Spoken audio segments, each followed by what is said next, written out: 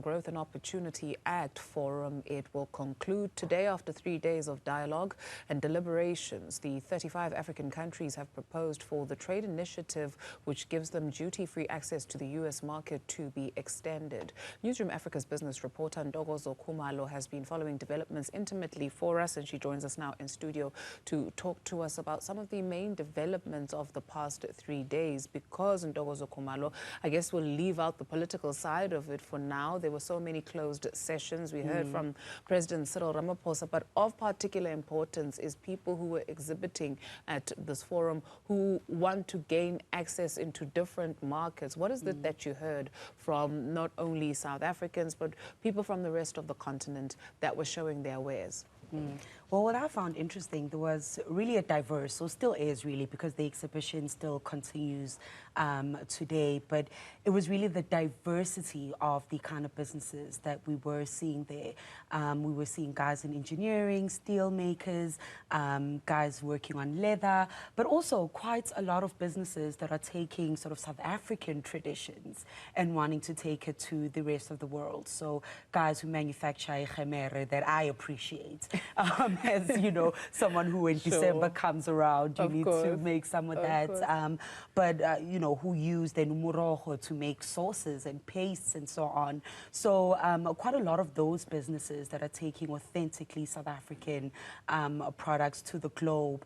But what I also found interesting, Dudu, is when they're talking about access to markets, a lot of them are saying, we actually want to go into the region and the rest of the continent first as our base before jumping to the US. So yes, AGOA, you know, them kind of appreciating the initiative and the benefits to be able to enter the US market duty-free and so on, but really saying that they're looking to expand to the rest of the region as well. So we saw quite a bit of that collaboration actually play out. You know, when we usually hear about it, it's just a talk. But I was really kind of, you know, hearing that we are starting to see the ball moving, and those business owners really working together and not looking to government and not looking to the US and so on to get things moving, but ensuring that they are prepared to make the most of whatever benefits come out of AGOA. That's a beautiful thing, because also we hear a lot about the African Continental Free Trade Area, and it cannot just be another feel-good phrase or feel-good project without actually tangibly there being a difference. And so what to expect, I guess, today being the last day? Well, today being the last day, I am going to head out again. As you said, it does feel good to actually hear business owners being resilient and continuing to work. So I will be, you know, visiting some of those that I didn't speak to yesterday. But where I'm heading out to after this actually is some protest action.